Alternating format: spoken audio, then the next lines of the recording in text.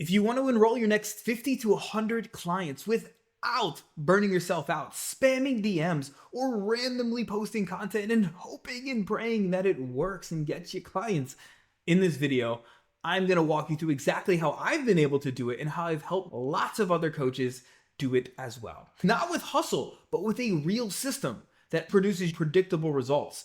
If you've been in business long enough, you know that the feast and famine cycles are real. Most coaches don't have a predictable system. They're just hoping and praying, and they're just throwing out random things. They're trying strategies and different tactics, and it leads to a lot of inconsistency. It leads to a lot of burnout. And God forbid you do start getting a lot of clients, something does start working.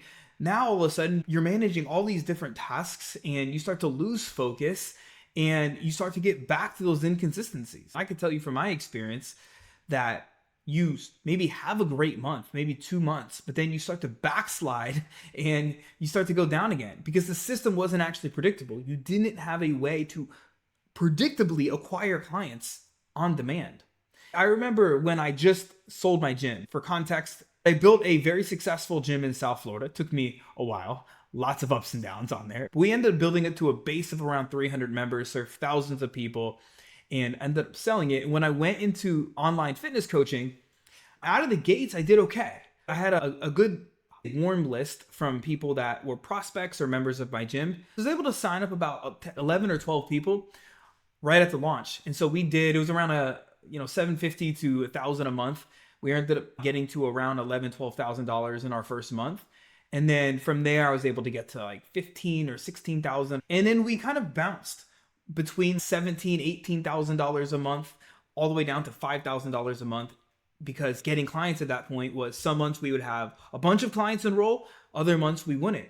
Going live all of the time, I was just trying challenges, I was running ads, I was literally doing everything that I thought I needed to. And honestly, I was just machine gunning it out there. And every now and then, the machine gunning worked. I did get a bunch of clients, but the inconsistency was burning me out. I'm sure if you've been in business long enough, I know you can. It just sucks, man. It's awesome to have the good months, right? We get that ego hit or whatever, and then we start to feel it when we don't have a good month coming in. And so for me, I just have to solve this.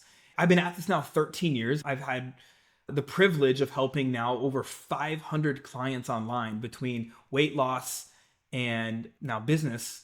Technically, if I include weight loss, it's more like 800 clients. And so I've been very fortunate, let's just say the perseverance to be able to push on through the ups and downs to show you what I've done. So let me share my screen and I'm going to give you a few things that has helped me. So the truth is, in my experience, to get 50 to 100 clients, it isn't about doing more stuff. Because if you've been out there doing lots of stuff, trying different strategies and tactics, you know that's not a way to do it consistently. It's about doing the right things consistently and in the right order. And so I'm going to walk you through this 5-part system that you can model that I would focus on if I was starting from scratch today. And even if I wasn't, even if I had a base of clients and I wanted to grow faster without adding more chaos to my business. Here's another truth. I remember the first experience was in my gym, but making this more to our online fitness business was my second time. I had a bunch of clients come in just like 8 weeks.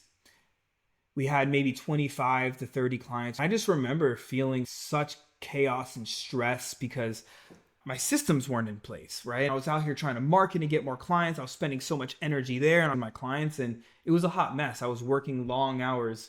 And I think we have to go through that to really learn. My job here is to help shortcut that for you so you don't have to learn the hard way.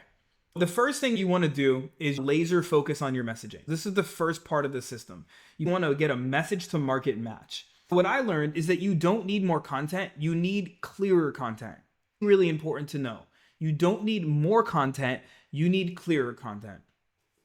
The best way I describe messaging is when you say the right words in the right way to the right people, and you have your own unique angle on it. You're able to communicate your own unique way of doing things. That helps you stand out. Most people are putting out lots of content, and a lot of times it's very generic, it's very vanilla, and it blends in, especially right now because content is a commodity. Information is a commodity. There's over like 651 million posts being published across the internet every single minute. That number includes things like Uber and some of the ride sharing apps as well. But still, you get it, right? You go to your news feed right now, it's an abundance of information on Facebook, Instagram, YouTube, Reddit, wherever you go. It's not about just putting things out there. It's about saying the right things to the right people. It's like if I went to freaking China and tried to order food and I only spoke English, I would be saying words to people, but they wouldn't understand me. It wouldn't be clear to them, right? If I spoke Chinese, magically I can order Chinese food. So it's about saying the right things to the right people so that they hear you. Most coaches are speaking around their audience, not to them. Your dream clients need to feel like you're literally inside your head. If you can articulate the problem of your ideal client better than they can, they're going to automatically assume that you have the solution. How would you know how to communicate and articulate the problem so clearly if you weren't an expert? If you focus on their external struggles and internal frustrations, it's going to speak to their subconscious. They're going to automatically assume, right? So speak their language so that when they see your post or watch your video, they immediately think, that's me. This person gets me. That sounds exactly like I'm going through. If you imagine your favorite movie or story or book or show, think about it. It's like a character in the show. The more you can articulate and communicate to that person's struggles, their ups, their downs, to what's going on, as if you had a video camera that was literally filming them all day from the time they got up to the time they went to bed. Like what's going on in their life. The better you can speak that, the better it's going to be. And then on the outside of that, it's just really having your unique approach to doing things. What is your unique way to doing things? Really simple. Messaging, getting that message to market match, really lasering in on that. An example here that I used in my fitness business was, instead of saying get fit and healthy, you say lose stubborn 20 pounds without giving up your favorite food or missing out on life. And then for me, when I added my unique spin to that back when I was in fitness, it was the stubborn fat solution. That was my unique angle. Because I was so specific to the problem and I had my own unique way to solve it, I was able to get a lot of people to enroll. In fact, we had a base of a little over 100 clients at our prime. Specific sells, generic gets ignored. The next piece here is building a strategic content system, not random post. You see, posting every day is not a strategy.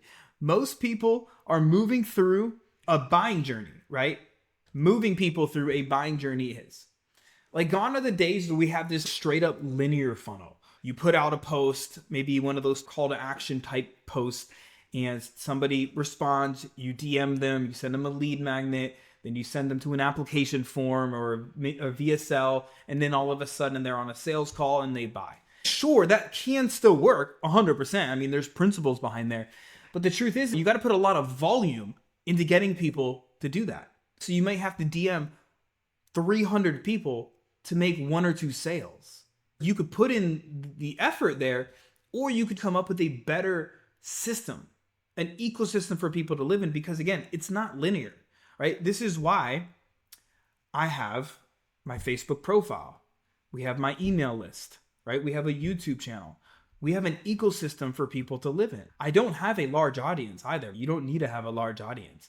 I maybe at any given time have around 1,000 people that are actively consuming my stuff. Sometimes a little bit more, sometimes less. I have a little bit of a bigger list than that, right? I mean, actively consuming our stuff, maybe like 800 to 1,200 people, somewhere in that range. I have a very successful business. And I know plenty of other people that have smaller audiences that have very successful businesses. And on the opposing side, I've consulted people like fitness coaches that have 200, 300, sometimes upwards towards 1 million followers. And like, I'm making way more money. They're barely making any money. It's because they've gone wide with their audience, but they haven't gone deep with the right people. Your content needs to do 3 things: build connection, build trust and authority, and move them towards a buying decision, right? If you're just trying to acquire leads and hoping that they buy, and if they don't buy, they kind of die and rot on this digital list somewhere, you're going about it backwards, in my opinion. And so how we do this is we want to stack what I call connection post, authority post, proof type post, and conversion post. We really want to speak to the mistakes people are making, the objections they have, the limiting beliefs they have, and we want to shift them through storytelling into what we believe to be true. The most simple and timeless way to get more people to make a buying decision is by running them through that framework. A connection post to get people to see your values, to see your lifestyle, to see what you stand for, what you stand against. Authority posts allow people to see that you're the thought leader, the expert, and that's going to get them to trust you. That proof posts show people that other people have done it, right? And conversion posts get people to take action. And when you use storytelling and belief shifting influence elements throughout these different pieces of content, it gets people to start it gets the seed planted of what's possible for people and gets them to believe what you need them to believe in order to make a buying decision. Outside of that, every month I would also run 1 to 2 conversion content campaigns, like free challenges, mini trainings, or workshops, whatever. Like I would start, if you're on Facebook, for example, I would start with free live trainings once or twice a month. And I would just create content, a campaign with a good hook and a good call to action that are leading people to opt in to come to some kind of free training. If you're on Instagram, same thing works. You could just promote and drive people to some kind of live training. You can host it on Zoom, Facebook, or Instagram. It starts to build demand. When you get enough demand to those live trainings, workshops, challenges, or whatever, you can start charging for them, right? You can start charging $47, $97, $197, whatever. And it starts to weed out the unqualified people versus the qualified people. Because when you do this, you're not just posting now, right? We're actually creating demand for our content. And this is what starts to create the system. Instead of randomly posting, you're stacking belief. You're leading people somewhere. You're moving people. You're, for lack of better words, hurting your audience to long form content. And then on that content, you could do the job of having a good hook, shifting people's beliefs, telling great stories, giving good value, useful, tangible value, showing social proof, and giving call to action and inviting people to a next step. Really, really simple. So that's step number 2. Step 3 is setting up a simple conversion event or asset. If you want to flood a client, you need a simple path for them to say yes. So in my opinion, you want to stop relying on DM conversions alone. It's just such high volume. We've tracked this stuff, and this is why I stopped doing the more aggressive outbound stuff a couple years ago, because it does work, but the volume is insane. When we track this with our KPIs and even some clients that I've helped that are more outbound focused, it's like you got to DM like 300-400 people to get just 1, 2, 3 clients. And yeah, of course, you can get better at the DM process, but most people don't. They just hire setters and hope the setters are going to work. And most of the setters freaking suck, to be honest. It's because they don't really care and they're looking for the commission, right? And so now you start getting shitty clients in your business because an appointment setter is not going to give 2 craps if it's a dream client. They just want you to get clients. And now you have this business bloated with a bunch of crappy clients that are draining your energy. Let's just say that I've lived that experience. If you just rely on DM conversations alone, you're chasing clients, my friend.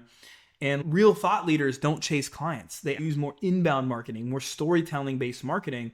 That's what creates more inbound leads. The easiest way to do this is, as I said, build demand, use the content approach that I just shared above.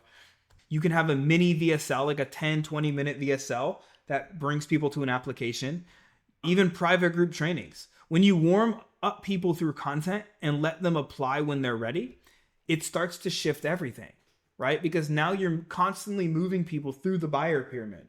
If you look at the whole buying pyramid, there are 3% of people that are always ready to buy in any audience. So if you look at your Facebook friends, your followers, your email, there's like 3% that are ready to buy. And then there's around 7 to 10% that are information gathering.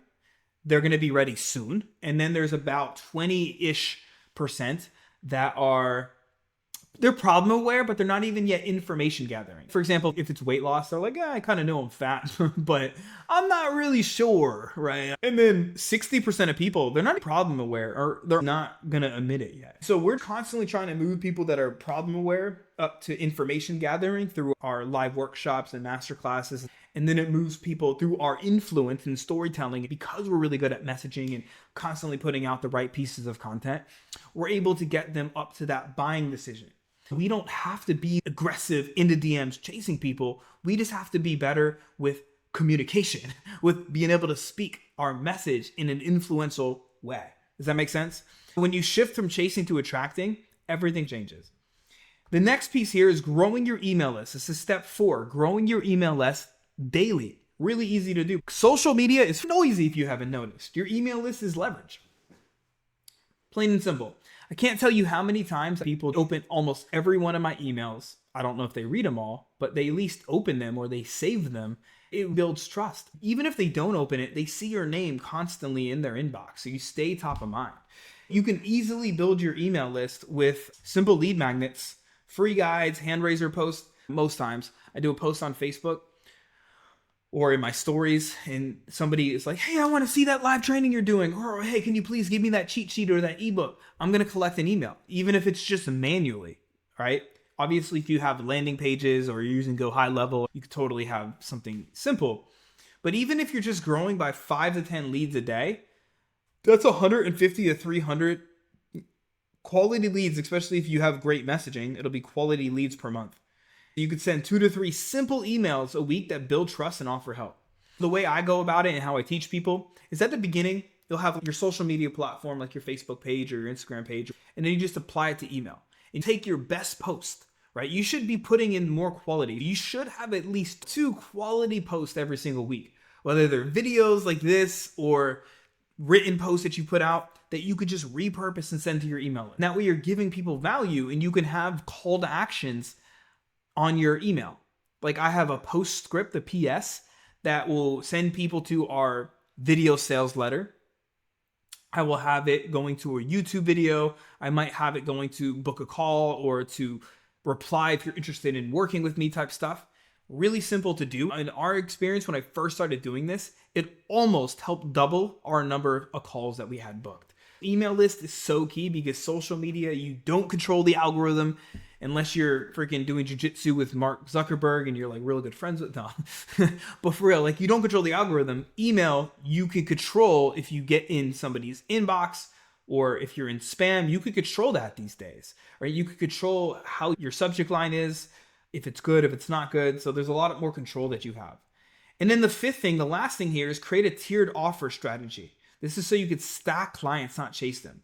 You don't need 100 new clients every month. You need the right structure to keep the ones you have and grow sustainably. The most easy, simple way that you can freaking get to at least 50 to 100 clients is by keeping the ones that you have. Like that's end. Done right there. It's just simple. Most people are just chasing. They're on this new client hamster wheel every day when let's just put more focus on doing a better job and keeping the ones that you have. So firstly, you need one clear no-brainer offer. This is your core program. I used to do the front end 3 months, back end 12 months, and that can work still. I just found it gets confusing for people and it becomes more work when you're trying to scale. So what I switched to is just one core offer with different tiers that people can live in. And for example, I have 3 tiers, but I started with 2. Somebody can come in, maybe sign up for a 16-week. They can work with me one-to-one. I'll get on calls with them. I'll help co-create everything. They can work with me personally one-to-one, or they can go into the group. We call it our inner circle. They get group access, private channels, personalized check-ins, but it's more hybrid, I should say. And so people can hire you one-to-one for a little bit, but instead of leaving, they can go into the community, the group. And so that way you still make monthly recurring revenue over and over and over again. And so you can keep clients and you can continue to help clients get results versus them hiring you for a few months and then leaving. You just have one core program with different levels of access or support. As a health and fitness coach, you can offer different things at different levels, but the most simple way is access. People love to pay for proximity, okay? And so this allows you to build that monthly recurring revenue so you are not starting from scratch every single month. The way I typically structure pricing on this, I'll typically charge about 50% less for my group than I would for my one-to-one. So say your one-to-one is $2,000 a month, the group would be $1,000. And what I found, we've tested this, is weekly pricing works really, really well. I learned this from a mentor of mine who learned this from Alex Hormozi's gym launch. That's what they used to do in gym launch. Apparently, I never was in gym launch, but it's weekly pricing. And it just works because if you have the right people in it, it's easier sometimes for people to budget, say $250 a week than it is for $1,000 a week. Does that make sense? Those are the 5 different steps that I have used to build a business that has between 50 to 100 clients. That can even take you more. Obviously, there's more things that we could talk about on the back end between building onboarding systems and delegating tasks to a virtual assistant or an assistant coach. There's other things that come into play as well. But from a client acquisition standpoint, these are the 5 major things that will move the needle for you. I hope you found this video helpful. And if you did, show some love. Let me know if you have any questions, and you know what to do. Click subscribe if you want some more. So that's what I got to say, and hopefully you found it helpful. As always, remember, your message matters now more than ever has before. Do not be afraid to speak it. Be seen, be heard, and be impactful.